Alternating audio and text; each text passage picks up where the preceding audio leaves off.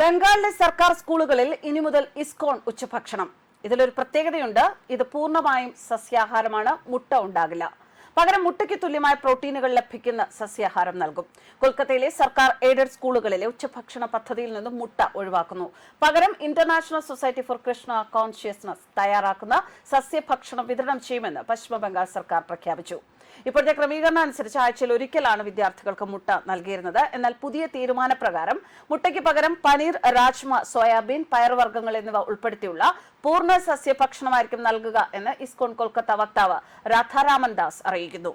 മുട്ടയിൽ നിന്ന് കുട്ടികൾക്ക് ലഭിക്കുന്ന എല്ലാ പോഷകങ്ങളും തത്തുല്യമായോ അതിൽ കൂടുതലോ ഈ ഭക്ഷണത്തിലൂടെ ഉറപ്പാക്കുമെന്നും അദ്ദേഹം കൂട്ടിച്ചേർത്തു. ഇസ്കോണിന്റെ അന്നമിത്ര ഫൗണ്ടേഷൻ വഴിയാണ് പദ്ധതി നടപ്പിലാക്കുന്നത്. എന്നാൽ മുട്ട, ഉള്ളി, വെളുത്തുള്ളി എന്നിവ ഒഴിവാക്കുന്ന ഇസ്കോണിന്റെ ഭക്ഷണ രീതി മുൻപ് കർണാടക, ഒഡീഷ തുടങ്ങിയ സംസ്ഥാനങ്ങളിലും വിമർശനങ്ങൾക്ക് വഴിവെച്ചിരുന്നു.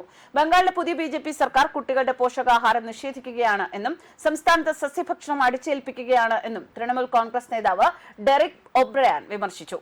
കൊൽക്കത്ത മുനിസിപ്പൽ കോർപ്പറേഷൻ പരിധിയിലെ സ്കൂളുകളിലാണ് ഇസ്കോൺ ഉച്ചഭക്ഷണം നൽകുക എന്ന് സംസ്ഥാന ധനമന്ത്രി സ്വപൻ ദാസ് ഗുപ്ത ബജറ്റ് പ്രസംഗത്തിൽ പ്രഖ്യാപിച്ചിരുന്നു. ഇതിനോടൊപ്പം പ്രൈമറി സ്കൂളുകളിലെ ഉച്ചഭക്ഷണത്തിനുള്ള ചിലവ് ഒരു വിദ്യാർത്ഥിക്ക് 6.7 രൂപയിൽ നിന്ന് 10 രൂപയായി ഉയർത്തുകയും ചെയ്തിട്ടുണ്ട്.